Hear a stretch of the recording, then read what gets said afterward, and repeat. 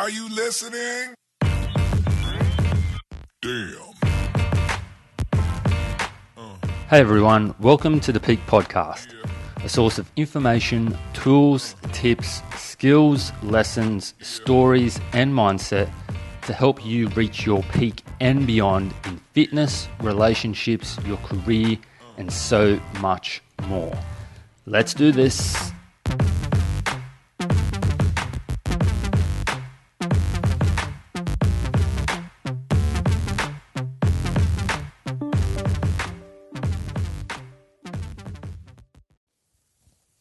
Hello and welcome to episode 71 of the Peak Podcast. My name is Marco Augusto, and today I'm going to be talking about the 8 rules for life. Yes, that's actually the 8 rules for a better life. This was an article that I wrote based upon the 12 rules for life by Jordan Peterson and a whole heap of other things that people have done. I thought I'd do similar, but mine is a bit shorter, a bit simpler, and yeah. So I thought I'd give that a go. I think it's a good time to do something like this because your values are important, and having the wrong values can, especially at a time like this, can really put us at odds with other people. We need to work together. You know what I mean? So, episode 71, 8 rules for a better life. Asterisks, they're more like guidelines. And they are like guidelines. Who am I to tell you the rules for life? All right. So, the podcast, this episode comes from an article of the same name. Okay. So, this is loosely based on the article, right? It was also inspired by John Romaniello, Jay Ferrugia, coaches that I've followed for a long time. I actually got coached by John Romaniello years ago. They did similar articles. Romans rules for success, happiness, and an awesome life. Highly amusing. And Jay Ferrugia had his 39 ways to not be like everyone else. Both awesome articles, so I thought I'd do similar as well with this. And of course, this comes about because we want to, it's awesome to look good, but then if we're someone with poor values, then what's the point? Okay, so I kind of wanted to do something beyond the training. Anyway, enough of the intro. Let's get into it. Okay, so the first one, exercise often, eat to stay lean and healthy long term. Most people are exercising to look awesome naked, which is absolutely fine, okay? But looking good naked doesn't necessarily make your life better. Instead, we should be, I often look at training from a whole life point of view, right? A whole systems point of view, as in making your life better, okay? Mental health, overall well-being, okay? So, apart from looking sexy, right, 2 reasons I believe why exercise is quite important. The first one is it makes you feel really good, right?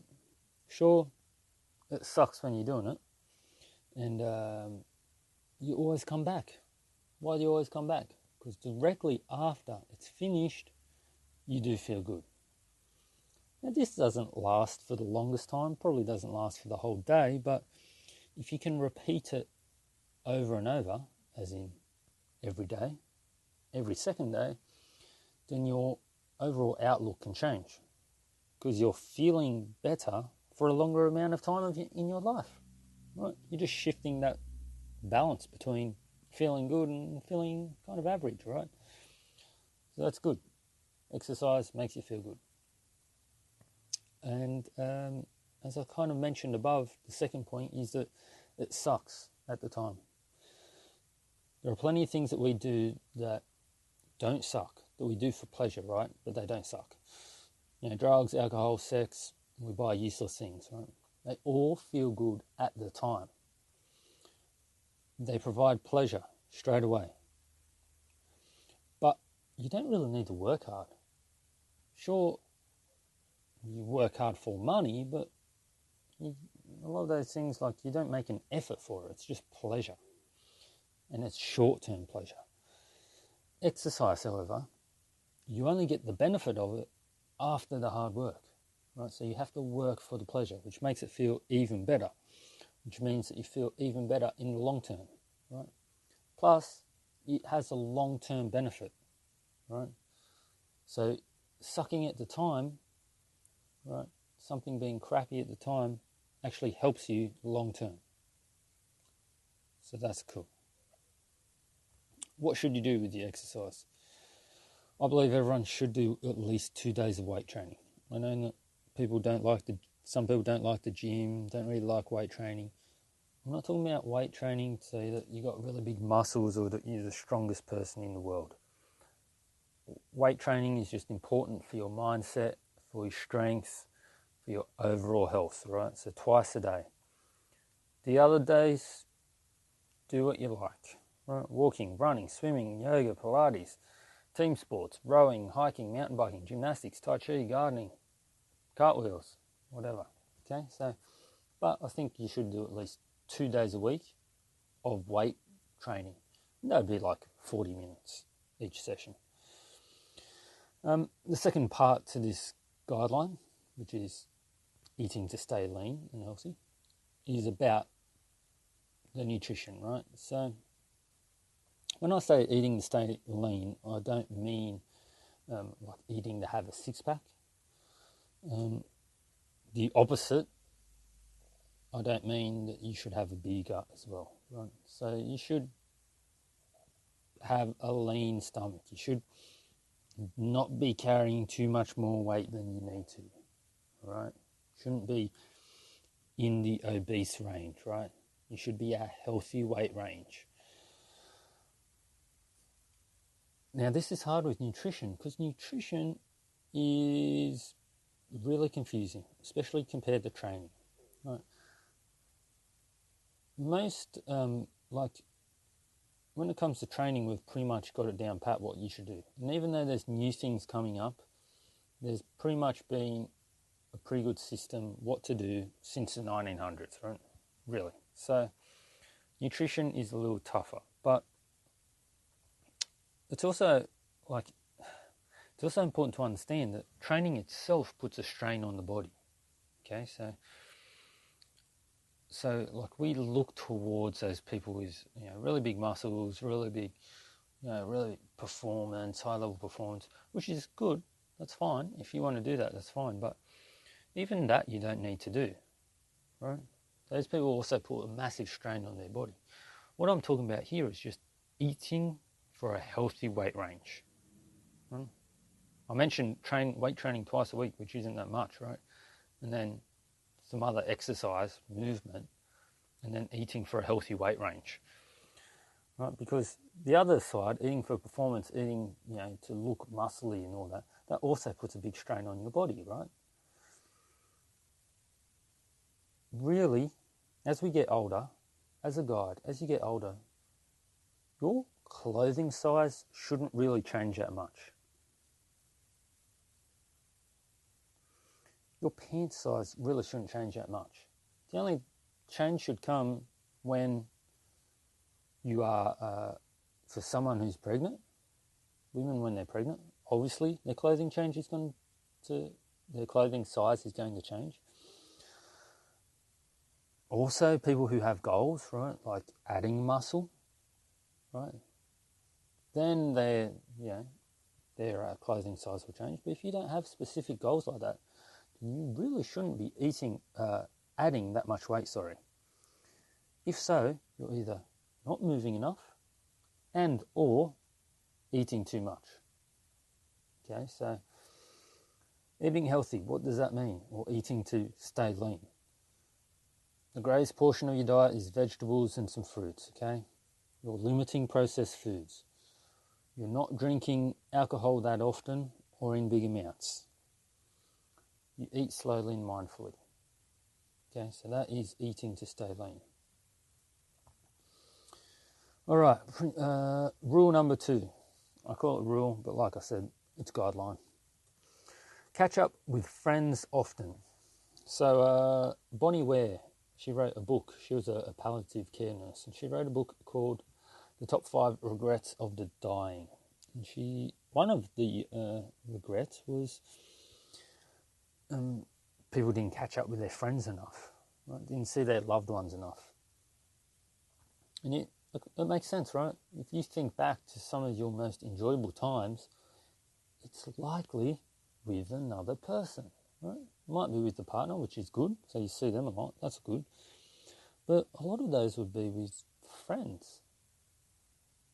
And then we get older, we don't catch up with those friends enough, which is a real shame.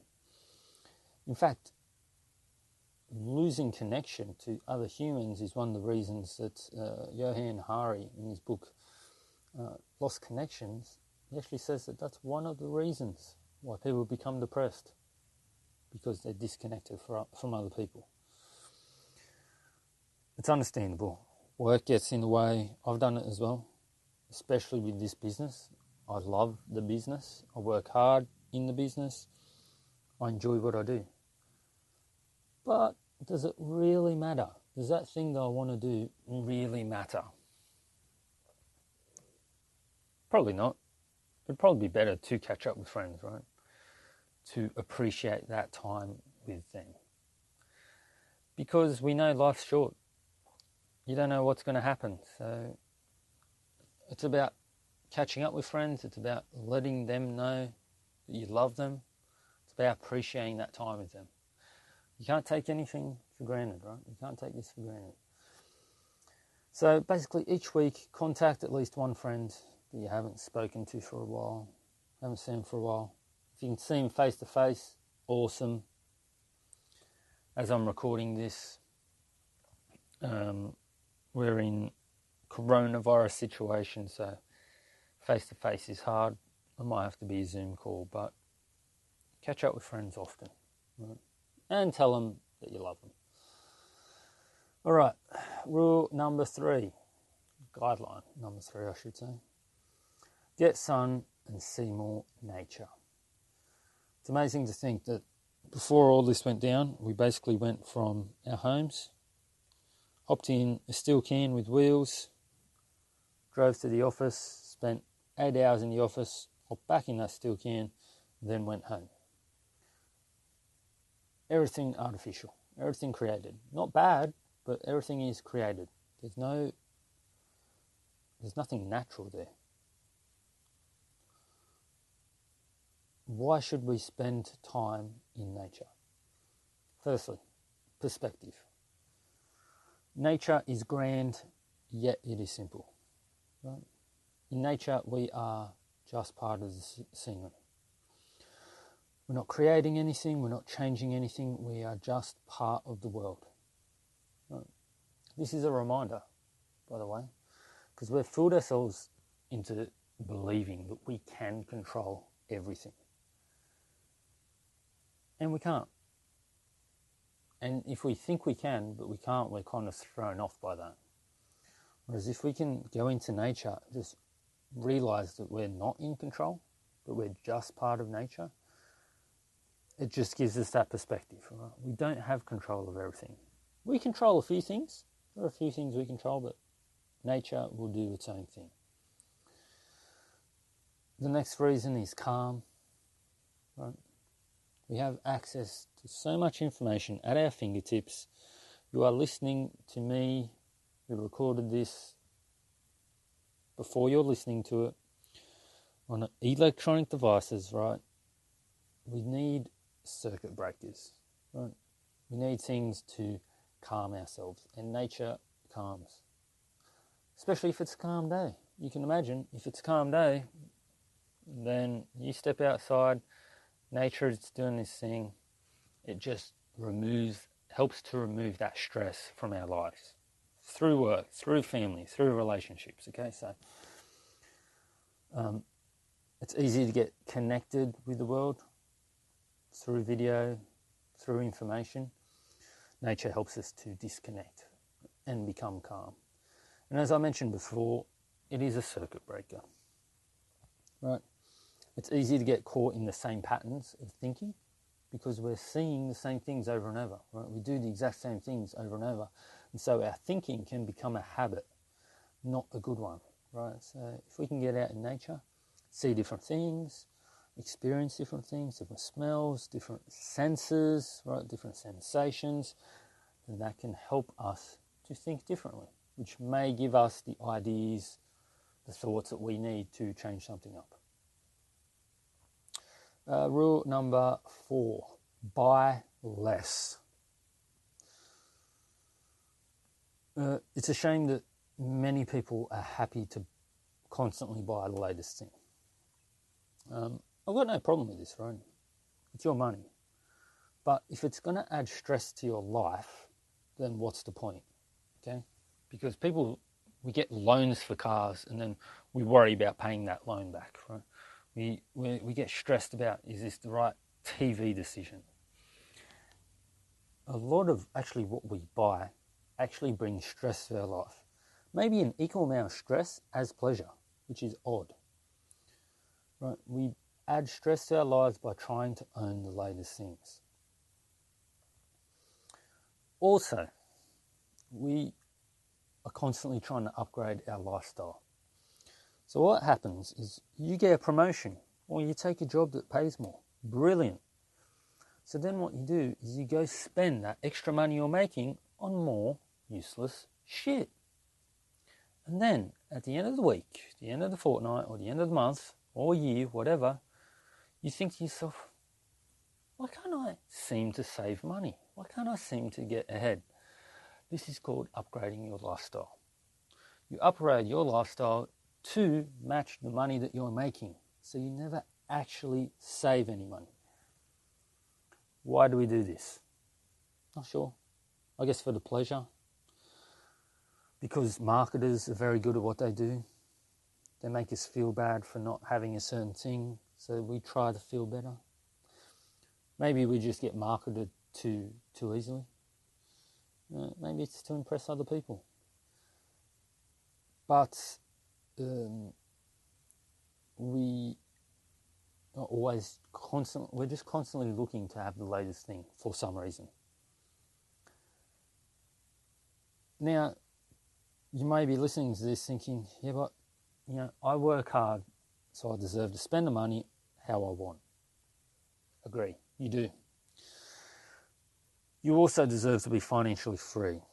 And you also shouldn't need to work a 40-hour week until you're 65, 70.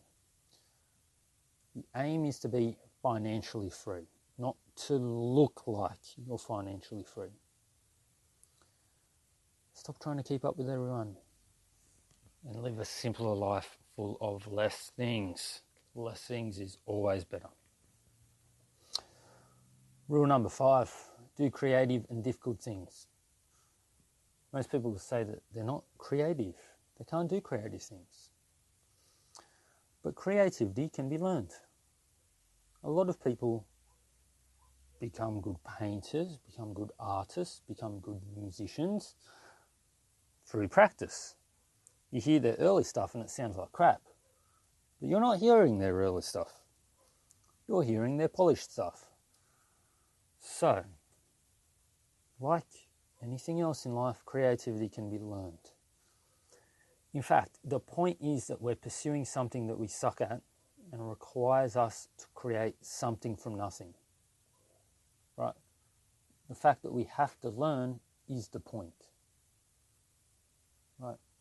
It's not actually to create something to sell. It's not even to create something to show the other people, like other people, or to sell, like, not at all. The point is to do something creative. In fact, if you're not creative, this is probably more important for you. Plus, once you've completed something creative, you can be proud that you did something that you weren't very good at, and that you stuck to it, and that you learnt something, and you actually did something that you probably thought you couldn't do. Again, benefits. Creativity helps us in other areas of life, right? It gets our minds thinking, helps us to solve other problems, right? So it's like practicing problem solving, creative problem solving. This next one, rule number, 6? Do meaningful things. We've got creative things and we've got meaningful things.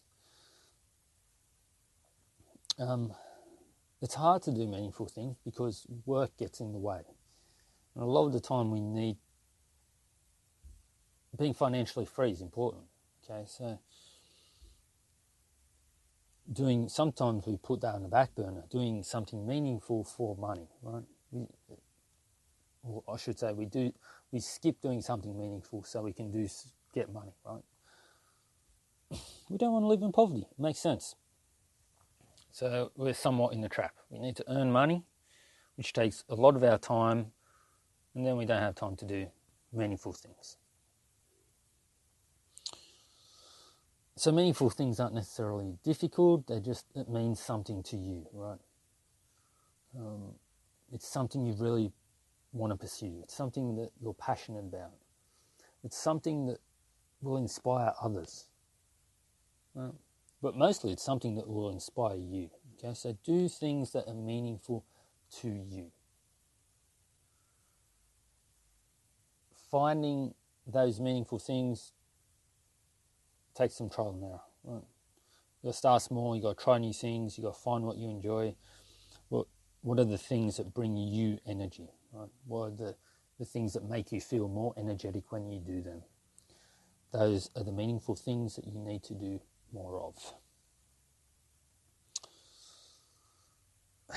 Number 7, care less about opinions.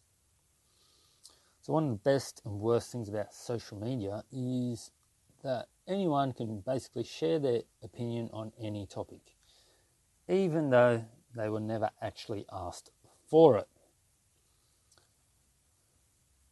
So, someone shares their opinion about something that they actually weren't asked to share their opinion about. And then other people get angry that they shared an opinion that doesn't align with theirs. It is like a cycle of stupidity. Why do we get so angry when others don't agree with us? Just an FYI, it's your fault. If someone doesn't agree with you and you get angry, that's your problem. But just as someone is entitled to their opinion, you are just as entitled to not care about their opinion. Back to the creative and meaningful things. Imagine that you really love doing those things and people may give their opinion, and that can throw you off. Or you can not care because you enjoy doing it. As long as it's not harming anyone, as long as it's not harming any creatures, not harming the world, why should you care that they have got an opinion about the creative or meaningful thing that you are doing?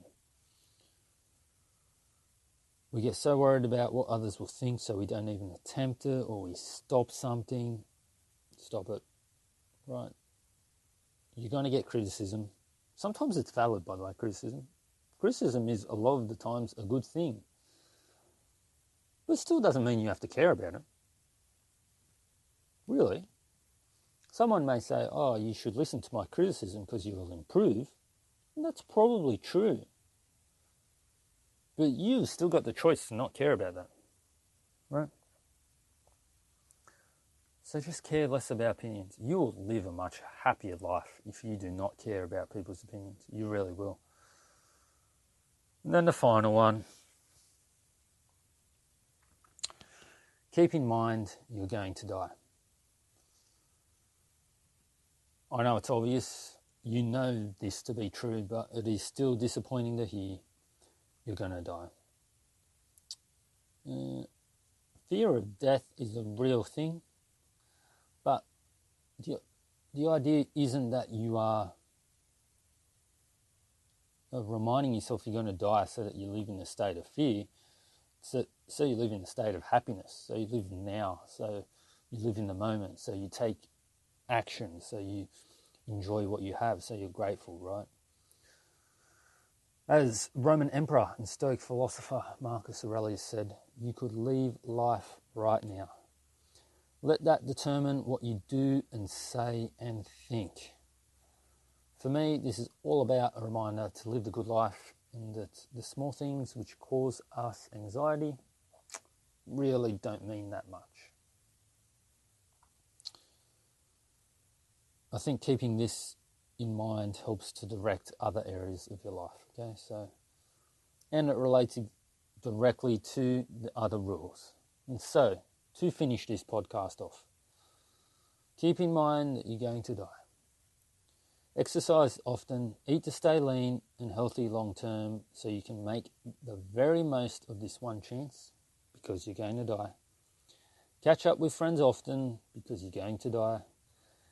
Get sun, see more nature because you're going to die and you won't be seeing it again. Buy less because all those things are pretty useless. Why are they useless? Because you're going to die. Do creative and difficult things so you can maximize your time here because you're going to die. Do meaningful things because you're going to die. Finally, care less about opinions because they're going to die. And as mentioned earlier, you and I will too. That is it for episode 71. 8 rules to a healthier life, better life, sorry. I don't even know the name of my own podcast. That is it. Thank you for listening. If you enjoyed this episode, give a rating on Apple Podcast, 5 stars. If you didn't, let me know how I can improve. It's all good. All right, that's it. 8 rules for life, done. Until next time, be awesome. Peace.